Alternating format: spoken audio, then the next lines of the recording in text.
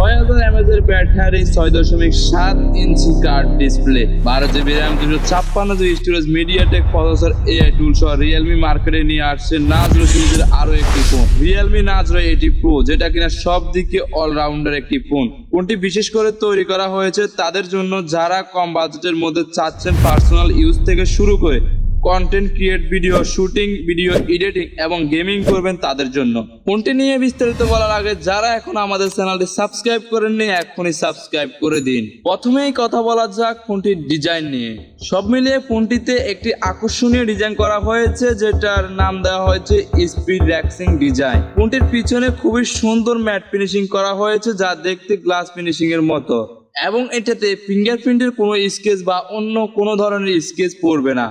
Circle শেপের মধ্যে dual camera setup করা হয়েছে, এর সাথে একটি অরেঞ্জ কালার বর্ডার অ্যাড করা হয়েছে, তাই ফোনটি দেখতে সুন্দর ও প্রিমিয়াম মনে হয়। ফোনটি অনেকটা পাতলা, যার থিকনেস 7.5 মিলিমিটার আর এর ওজন 179 গ্রাম। ফোনটির উপরের দিকে রয়েছে স্পিকার, মাইক্রোফোন ও আই ব্লাস্টার। ডান সাইডে রয়েছে পাওয়ার বাটন, ভলিউম বাটন। বাম পাশটা পুরোপুরি খালি রয়েছে। নিচের অংশে রয়েছে loud speaker, type C charging port ও সিম স্লট, এবং ফোনটিতে দুটি সিম কার্ড চালানো যাবে, কিন্তু মেমোরি কার্ড ব্যবহার করা যাবে না। ফোনটিতে 6.7 ইঞ্চির অলিড কার্ভ ডিসপ্লে ব্যবহার করা হয়েছে, যার রেজুলেশন 1080x2392 পিক্সেল FHD+। ডিসপ্লেটি বেজেললেস একটি ডিসপ্লে, যার স্ট্রেন টু বডি রেটিও 89.6% এবং পিক্সেল ডিটেনসিটি 391 ppi। 4500 নিটসের হাই ব্রাইটনেস রয়েছে ফোনটিতে, যেটা কিনা তাদের আগের ফোনগুলোতে ছিল 2000 নিটসের ব্রাইটনেস। এখন এক লাফে চলে গিয়েছে 4500 নিটসের ব্রাইটনেসে, এবং ফোনটিতে রিফ্রেশ রেট রয়েছে 120 হার্টজের।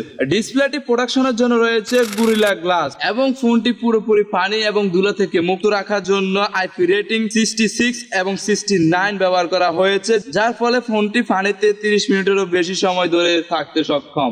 ফোনটির ব্যাকে রয়েছে ডুয়েল ক্যামেরা সেটআপ, যেটা কিনা দেখতে ট্রিপল ক্যামেরা সেটআপের মতো লাগে। ফোনটির প্রধান ক্যামেরা হিসেবে রয়েছে 50 মেগাপিক্সেলের একটি ক্যামেরা এবং 2 মেগাপিক্সেলের একটি ম্যাক্রো ক্যামেরা, এবং ফোনটির সামনে রয়েছে 16 মেগাপিক্সেলের একটি ক্যামেরা, যেটা দিয়ে আপনি সেলফি তুলে খুবই ভালো একটা আউটপুট পেয়ে যাবেন। ফোনটির পিছনে ক্যামেরা দিয়ে আপনি 4K 30 fps এ ভিডিও শুট করতে পারবেন, এবং সামনের ক্যামেরা দিয়ে 1080 30 fps এ ভিডিও শুট করা যাবে। এবং ক্যামেরাগুলোতে কয়েকটি মোড সেট করা রয়েছে, যেগুলো হচ্ছে কন্টিনিউয়াস শুটিং এবং high dynamic range mode, HDR mode. এবং ক্যামেরাতে আরো কিছু ফিচার অ্যাড করা রয়েছে, যেমন হচ্ছে auto flash, auto direction, touch to focus, dual video recording এবং স্লো মোশন। এবার কথা বলা যাক ফোনটির পারফরমেন্স নিয়ে। ফোনটিতে রয়েছে মিডিয়াটেক ডায়মেনসিটি 7475, যেটা কিনা 4 ন্যানোমিটার টেকনোলজিতে তৈরি করা হয়েছে।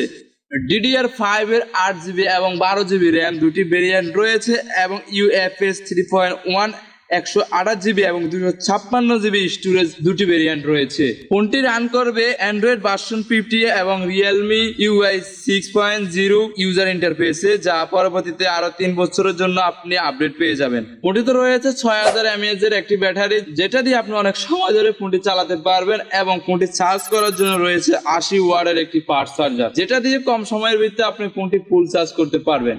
এবং ফোনটি লক আনলক করার জন্য ডিসপ্লের উপরে ফিঙ্গারপ্রিন্ট সেন্সর রয়েছে এবং ফেস লক আনলক সুবিধাও রয়েছে। তো সব মিলিয়ে ফোনটি আমার কাছে অনেকটা ভালো লেগেছে, তবে এর ক্যামেরার দিক থেকে অনেকটা অন্যান্য ফোন থেকে পিছিয়ে রয়েছে। আপনার কাছে কেমন মনে হয়েছে অবশ্যই কমেন্ট বক্সে জানাবেন, এবং ভিডিওতে একটি লাইক করে দিবেন।